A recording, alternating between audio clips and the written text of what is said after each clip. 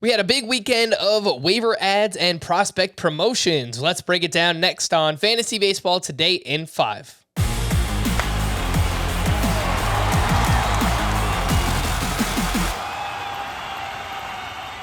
Welcome into FBT in 5. As always, make sure to follow and stream us on Spotify. Today is Tuesday, May 31st. Hope you had a great Memorial Day weekend. I am Frank Stanfield, joined by Scott White.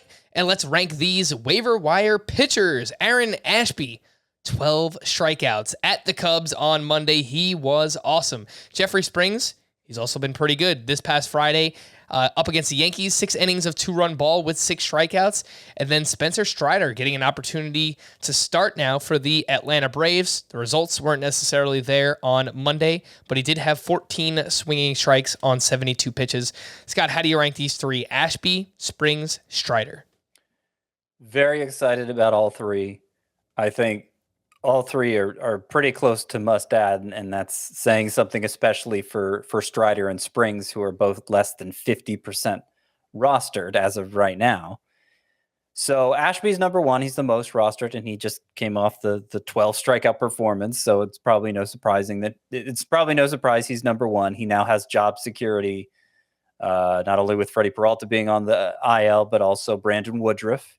And he combines the outlier ground ball skills of a Framber Valdez with elite swing and miss stuff, which obviously showed up in this start on Monday. Usually the slider's the big swing and miss pitch for him, but he got 10 of his 21 swinging strikes on the changeup, about double his usual whiff rate on that pitch. So if it's going to be a bat misser for him too, then the upside's that much higher for Aaron Ashby. The upside's very high for Spencer Strider, too. He'd be my number 2 choice.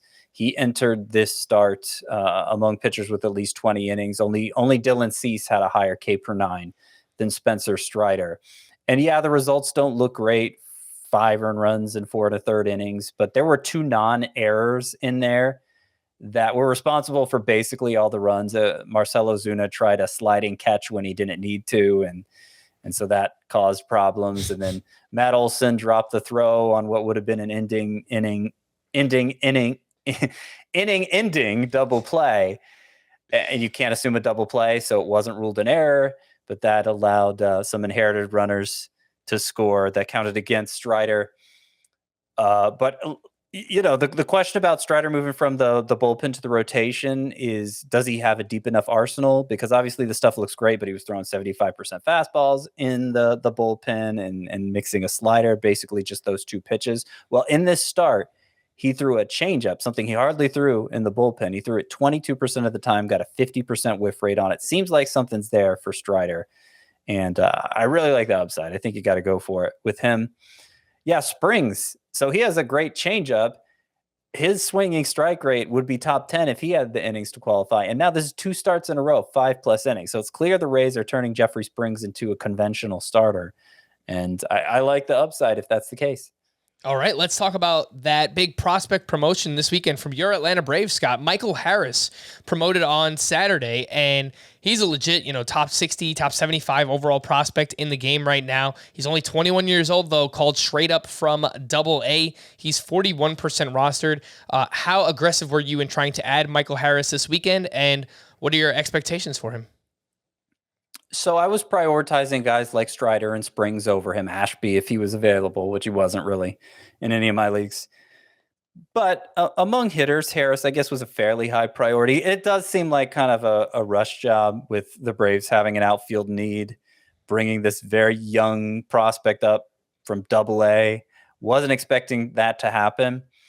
And I'm not sure he's fully developed, frankly. The hit tool seems to be his strongest, and so he may be able to get by because of that. And he also steals bases, which of course we like in fantasy. But power is supposed to be a bigger part of his game than it's been so far. He has been elevating the ball better this year, but I'm just not sure he is to the point developmentally where he's ready for this challenge. So I was basically adding Harris in 5 outfielders leagues, leaving him out there in 3 outfielder leagues. All right, last point here, Scott. Lots of news from the weekend, but a big one was Max Muncy, who went to the IL with left elbow inflammation, the same elbow where he has a partially torn UCL. So obviously, that's huge news for him, but it also impacts Edwin Rios, who a lot of people are looking to add right now, and he's 14% rostered. Is Edwin Rios someone that you've been looking at yourself? I mean, if I need power, he's been providing a lot of it. He's also striking out 40% of the time. So it's an all or nothing situation where he's giving you a lot of the all right now, but can he sustain quite that homer pace? Probably not.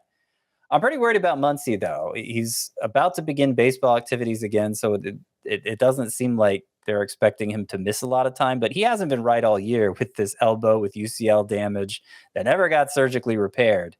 When I say all year, I mean May, I mean April, I mean even going back to spring training in March. It just hasn't been there for Muncy. So I'm not sure just a period of 1 to 2 weeks rest is going to resolve that.